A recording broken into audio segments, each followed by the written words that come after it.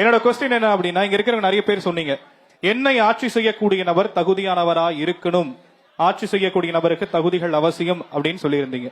Okay, ஆட்சியாளருக்கு okay. எதிர்கட்சின்னு ஒருத்தவங்க இருப்பாங்கல்ல, ஒரு மேட்ச்ல 2 டீம் இருப்பாங்க, ஓகேவா? சோ ஆப்போனன்ட் எந்த அளவுக்கு ஸ்ட்ராங்கா இருக்கணும், ஒரு ரூலிங் பார்ட்டிக்கு ஒரு நாட்டுல ஆப்போனன்ட் எந்த அளவுக்கு முக்கியம், எதிர்கட்சியா இருக்கிறவங்க எந்த அளவுக்கு ஒரு பவர்ஃபுல்லா செயல்படணும். இப்ப ஆட்சியில இருக்கவங்க எந்த தப்பு பண்ணாலும் அந்த சுட்டி காட்டுற விதமா இருக்கணும். அப்புறம் மக்களுக்கு பக்கத்துல இருந்து அவங்களோட ப்ராப்ளம்ஸ் எப்படி இருந்தாலும் ஆட்சியில இருக்கவங்களுக்கு தெரியறதுக்கு வாய்ப்பு இல்லை. சோ அதுக்கு எதிர்கட்சியில இருக்கவங்க அதை சொல்லணும். ஒரு எதிர்கட்சியோட தலைவர் எப்படி இருக்கணும், நம்ம படிச்சவரா தெள்ள தெளிவா பேசணும். தலைவர் மட்டும் இல்ல, அந்த கட்சியுடைய செயல்பாடுகள் எப்படி இருக்கணும். ஆளுங்கட்சிக்கு ஒரு சிம்ம சொப்பனமா அவங்க செய்யற எல்லாத்தையும் சுட்டி காட்டி மக்களுக்கு என்ன வேணும் அப்படிங்கிற மாதிரி அவங்க சொன்னாங்கல்ல, உங்களுடைய பெர்ஸ்பெக்டிவ் என்ன? இப்ப ஆளுங்கட்சி பண்ற தப்ப மட்டும் எடுத்து வைக்காம என்னென்ன பண்ணணும், மக்களுக்காக என்னென்ன தேவை அது ஃபுல்லா எடுத்து சொல்லணும். அடுத்து அவர் ரொம்ப படிச்சவரா இருக்கணும். சொல்றவங்களுக்கு அவங்களுக்கு ஒரு தகுதின்னு ஒண்ணு வேணும். எப்படின்னா அவங்க ஆட்சி பண்ணப்ப அவங்க கரெக்டா இருந்திருக்கணும். இருந்தாதான் இவங்க அவங்களோட தப்ப எடுத்து சொல்லணும். அந்த அளவுக்கு அவங்க பண்ணி இருந்திருக்கணும். ஃபர்ஸ்ட் பவர்ங்கிறத தாண்டி, இப்போ நீங்க முன்னாடி கொஸ்டின் கேட்டீங்க அரசியல் சுதந்திரம். ஃபர்ஸ்ட் ஒரு எதிர்கட்சியா இருக்கிறாங்க அப்படின்னா மத்தவங்களோட அரசியல் சுதந்திரம் இன்னைக்கு எல்லாருமே பேசுறோம் அப்படின்னு. ஆனா இன்னுமுமே என்ன பொறுத்த வரைக்கும் அரசியல் சுதந்திரம்ங்கிறது இல்ல.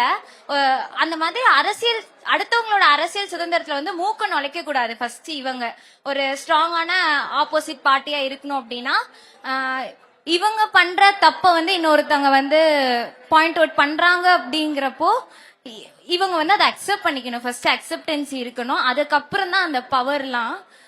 ரெண்டாவது தேர்தல்னா மட்டும் வீட்டுக்கு வர ஒரு பிரதிநிதியா இருக்கக்கூடாது. நீங்க ஆட்சியில இல்ல அப்படின்னாலுமே நீங்க நெக்ஸ்ட் டைம் அதே தொகுதியில போட்டியிட போறீங்க அப்படின்னா ஆளுங்கட்சி எதுவும் பண்ணல அப்படிங்கறத நீங்க குத்தி காட்டுறீங்களே தவிர நீங்க என்ன பண்ணீங்க அப்படிங்கறது ஒண்ணு இருக்கு. அதை இனிஷியேட் பண்றதுக்கு நாம என்ன ஸ்டெப் எடுத்தோம்னு சொல்றீங்க, கரெக்ட்டா? கண்டிப்பா. இப்போ ஃபார் எக்ஸாம்பிள் எனக்கு சொல்லாமான்னு தெரியல, சொல்லுங்க உங்களுடைய ஓபனா உங்களுடைய கருத்துக்கள். ஹார்ம் பண்ணாம யூ கேன் டாக். இல்ல ஹார்ம் பண்ணாம இல்ல. என்னோட வார்ட் கவுன்சிலர் யாருன்னு எனக்கு இன்ன வரைக்கும் தெரியாது. அவங்க ஓட்டு கேட்கறதுக்கு மட்டும்தான் ஒரே ஒரு தடவை வந்திருக்காங்க. அந்த மாதிரி ஒரு பிரதிநிதிய சூஸ் பண்ணிட கூடாது அப்படின்னு நான் நினைக்கிறேன். இதுல ஒரு சின்ன திருத்தம், உங்களுடைய வார்ட் கவுன்சிலர் யாருன்னு தெரியலன்னு சொல்றீங்க, அவங்களுடைய ஏரியாவுக்கு வரலன்றது சொல்றீங்க. ஆனா தெரிஞ்சு வச்சுக்க வேண்டியது யாருடைய கடமை? என்னோட கடமை தான். அவங்க எப்படின்னா அப்போ நான் ஓட்டு போடல, அவங்க வார்ட் கவுன்சிலர் அந்த எலெக்ஷன் எனக்கு தெரியல, எனக்கு அப்போ அந்த நாலேஜ் இல்ல. இப்போ எனக்கு ரீசெண்டா மறுபடியும் இந்த சிஎம் எலெக்ஷன் அப்போ எங்க அம்மா சொல்லிதான் அவங்க என் வார்ட் கவுன்சிலர்னே தெரியும். என் வீட்டுல கிட்டத்தட்ட ஒரு 8 மந்த்ஸா கவர்மெண்ட் பைப் உடைஞ்சு ஃபுல்லா தண்ணி போயிட்டே இருக்கு. அது நாங்க சொந்த செலவுல பண்ணி சரி பண்ணி வச்சோம். எந்த ஏரியால? இங்க சிவா டெக்ஸ்டைல்ஸ் பக்கத்துல, நரசிம்மபுரம் எம்எல்ஏ ஆபீஸ் பக்கத்துலயே தான் இருக்கு. எம்எல்ஏ ஆபீஸ் பக்கத்துல. சரி செஞ்சுட்டாங்களா? ஓகேவா இருக்கு? இல்ல பண்ணல, அப்படியே தான் இருக்கு. நம்ம போய் கேட்டோம்னா நீங்க மனு கொடுத்து பண்ணணும் அப்படின்னு சொல்றாங்க. மனு கொடுக்கறதுக்கு நாங்க எங்க உங்க ஓட்டு போட்டு உட்கார வைக்க போறோம்? எங்களோட பிரச்சனைகளை சரி பண்றதுக்கு நீங்களும் ஒரு காமன் பீப்புள் தான், எங்களை மாதிரி தான். என்ன உங்களுக்கு ஒரு பவர் இருக்கு அதை சரி பண்றதுக்கு. ஆனா நீங்க தான் ஒரு வார்ட் கவுன்சிலருங்கிறவங்க, அவங்க தான் எல்லாமே கரெக்டா இருக்கான்னு செக் பண்ணணும்.